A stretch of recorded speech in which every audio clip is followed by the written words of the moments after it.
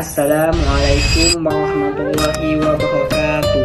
Perkenalkan, nama saya Muhammad Ridho Alamin dengan NIM 250410704144. Di sini saya ingin membuat tugas video dengan mata kuliah Ulumul Quran dosen pengampu Ibu Ani Mahlia dengan tema atau topik Asbabun Nuzul Al-Quran. Asbabun Nuzul secara etimologi atau bahasa, kata asbab merupakan bentuk jamak dari sabab yang berarti sebab atau alasan, sedangkan kata nuzul berarti turun. Dengan demikian, asbabun nuzul berarti sebab-sebab atau latar belakang turunnya ayat Al-Quran. Secara terminologi atau istilah, para ulama memberikan definisi yang hampir semua sama. Salah satunya menurut Jalaluddin Asyuti dalam kitabnya, asbabun nuzul adalah peristiwa yang terjadi atau pertanyaan yang diajukan kepada Nabi Muhammad SAW yang menjadi sebab turunnya suatu ayat Al-Quran. Dengan kata lain, asbabun nuzul adalah konteks historis yang menyertai turunnya ayat, baik berupa kejadian nyata maupun pertanyaan dari para sahabat. Latar belakang turunnya ayat atau konteks historis Al-Quran tidak diturunkan sekaligus, tetapi secara berangsur-angsur selama kurang lebih 23 tahun. Hal ini berkaitan erat dengan kondisi sosial, budaya, dan kehidupan masyarakat Arab saat itu. Sebagian ayat turun untuk menjawab pertanyaan para sahabat, untuk menyelesaikan persoalan yang terjadi, untuk memberikan petunjuk dalam situasi tertentu, untuk meneguhkan hati Nabi Muhammad. Misalnya ketika terjadi suatu peristiwa tertentu dalam masyarakat, maka Allah menurunkan ayat sebagai solusi atau penjelasan. Oleh karena itu, memahami asbabun nuzul berarti memahami situasi yang nyata yang melatar belakangi turunnya Al-Quran. Urgensi dan manfaat mengetahui asbabun nuzul. Mengetahui asbabun nuzul memiliki banyak manfaat, di antaranya memahami makna ayat secara tepat. Tanpa mengetahui sebab turunnya ayat, seseorang bisa salah dalam menafsirkan maknanya. Yang kedua, menghindari kesalahpahaman. Ayat yang tampak umum bisa memiliki maksud khusus jika dilihat dari sebab turunnya. Yang ketiga, mengetahui hikmah penetapan hukum. Dengan memahami konteksnya, kita dapat mengetahui alasan dibalik suatu hukum dalam Islam. Yang keempat, mempermudah penafsiran Al-Quran. Yang kelima, menunjukkan keindahan metode Al-Quran.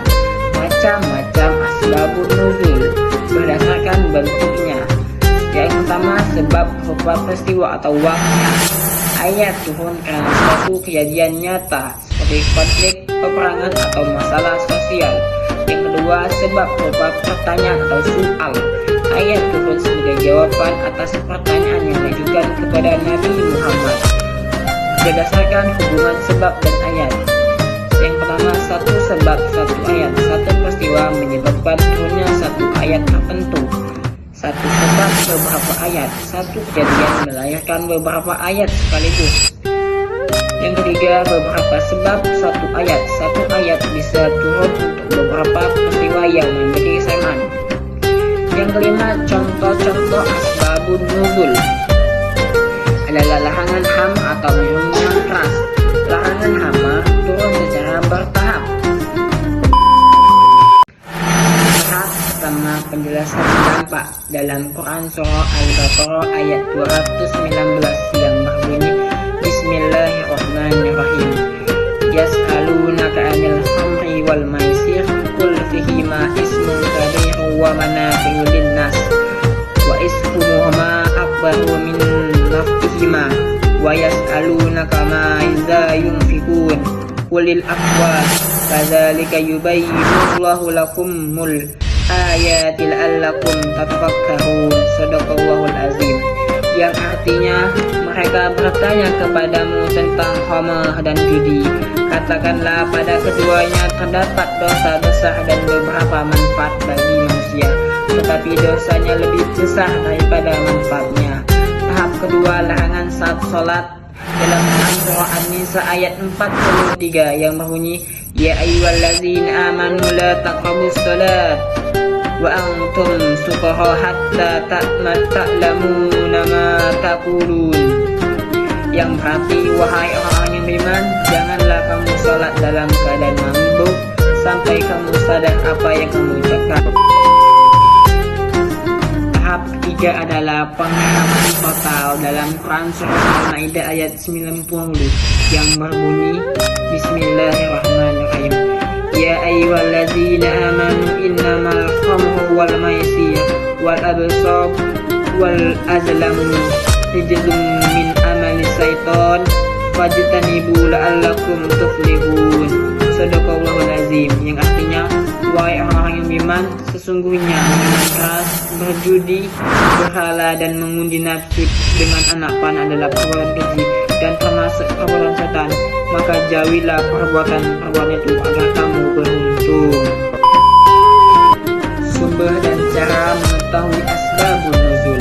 Asbabun nuzul tidak bisa ditentukan berdasarkan logika semata, melainkan harus berdasarkan riwayat dan yang sahih. Sumbernya antara lain hadis Nabi Muhammad, dan yang kedua adalah riwayat sahabat yang menyaksikan langsung peristiwa. Yang ketiga, riwayat tabi'in yang terpercaya.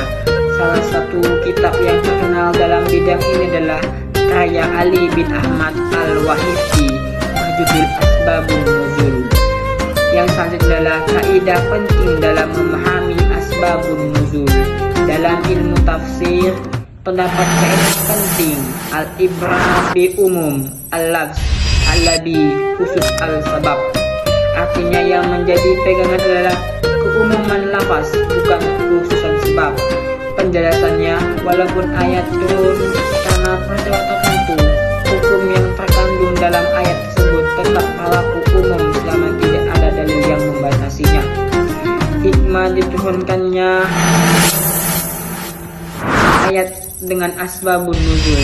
Beberapa hikmah penting dari adanya asbabun nuzul adalah menunjukkan bahwa Al-Quran turun sesuai kebutuhan manusia, memberikan solusi terhadap permasalahan umat, memudahkan umat Islam dalam memahami ajaran, menambah keyakinan bahwa Al-Quran adalah wahyu Allah, membuktikan bahwa Islam adalah agama yang realistis dan kontekstual. Peran asbabun nuzul dalam ilmu tafsir.